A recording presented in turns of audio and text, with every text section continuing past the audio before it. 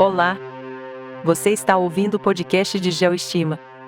Hoje começamos uma nova temporada. Esta temporada estará mais focada no trabalho específico dentro do processo de mineração, desde a amostragem até as reconciliações. Por este motivo, no capítulo de hoje, começaremos falando sobre o processo de amostragem, em particular, os conceitos básicos disso, para que possamos continuar conversando e aprendendo mais sobre o negócio geominero-metalúrgico no Chile e no mundo. O processo de amostragem, em geral para qualquer tipo de estudo, é o processo de obter e selecionar amostras de um subconjunto representativo de uma população mais ampla. Isso é feito com a intenção de obter observações ou medições para inferir ou extrapolar os resultados para uma população total. Esta etapa é fundamental para a pesquisa, especialmente em geociências. Antes de entrar no que é uma amostragem em geologia, é importante esclarecer alguns conceitos básicos do que é a amostragem. Vamos começar com a população, que é o conjunto completo de elementos ou indivíduos que compartilham uma característica comum e são objeto de estudo. A amostra é o subconjunto representativo da população que se seleciona para realizar observações ou medições. A amostragem aleatória simples é o método no qual cada elemento da população tem a mesma probabilidade de ser selecionado para fazer parte da amostra. Por outro lado, a amostragem estratificada ocorre quando a população é dividida em grupos e, em seguida, seleciona-se aleatoriamente uma quantidade específica de amostras dentro de cada grupo.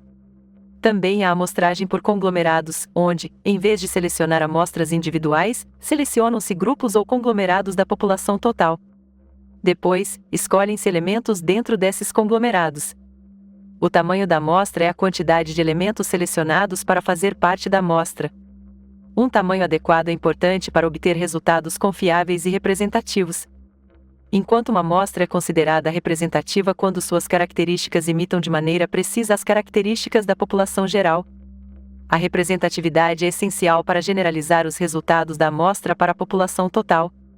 Finalmente, um erro de amostragem é a discrepância entre os resultados obtidos da amostra e os que teriam sido obtidos se toda a população tivesse sido estudada. Pode-se reduzir o erro aumentando o tamanho da amostra. Por que é importante a representatividade na amostragem? O principal objetivo da amostragem é obter resultados aplicáveis e generalizáveis a toda a população. Por isso, uma amostra representativa é essencial para poder fazer inferências válidas sobre a população total. Em segundo lugar, se uma amostra não é representativa, as conclusões que se obtêm dela podem não ser válidas para a população e isso pode levar a interpretações errôneas e decisões equivocadas baseadas nesses dados. Uma boa representatividade aumenta a confiança nos dados coletados, o que levará a que reflitam de maneira precisa as características e a variabilidade da população. Se os resultados do estudo forem aplicados a decisões práticas, uma boa representatividade ajudará não só na aplicação dos resultados, mas também na eficiência do uso dos recursos. Além disso, ajuda a reduzir o viés da amostragem científica, que se refere à adição sistemática de erros na seleção da amostra.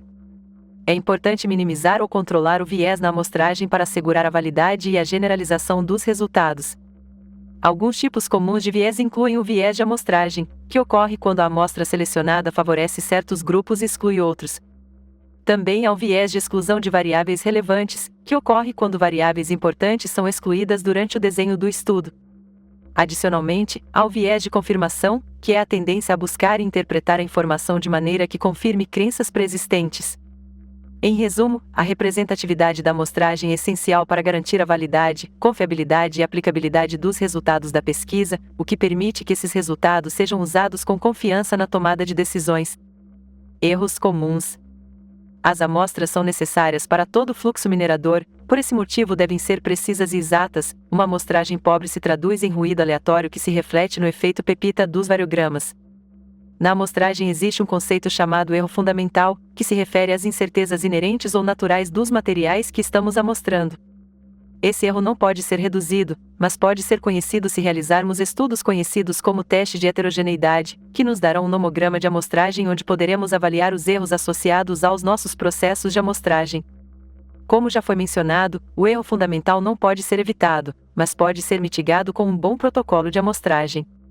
Os materiais com erros fundamentais mais altos precisarão de protocolos mais exigentes em densidade de amostragem e tamanho das amostras do que aqueles que têm erros fundamentais mais baixos.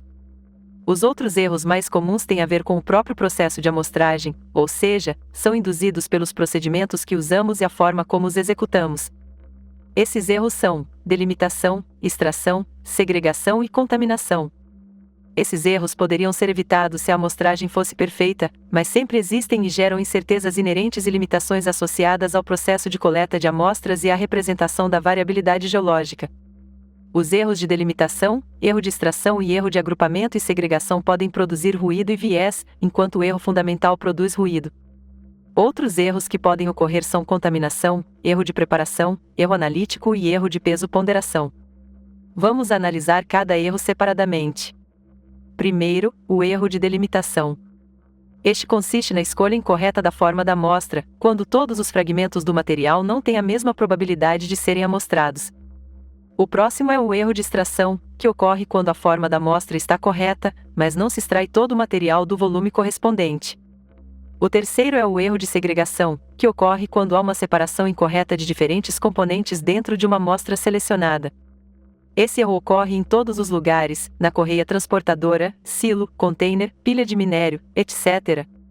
E pode ser minimizado através da diminuição do erro fundamental, ou seja, o protocolo de amostragem, para um peso de amostra dado, tomar a maior quantidade possível de incrementos e homogeneizar a amostra antes da subamostragem, mas isso último é difícil de alcançar. O quarto erro que mencionaremos é o erro fundamental. Se supusermos que todos os outros erros são insignificantes, o erro fundamental é o erro mínimo ao subamostrar uma amostra tomando uma grande quantidade. Este, como dissemos, é manejado com o uso de um nomograma de amostragem. Neste capítulo, acabamos de fazer uma revisão geral do que é a amostragem, dos conceitos básicos relacionados, como representatividade e viés.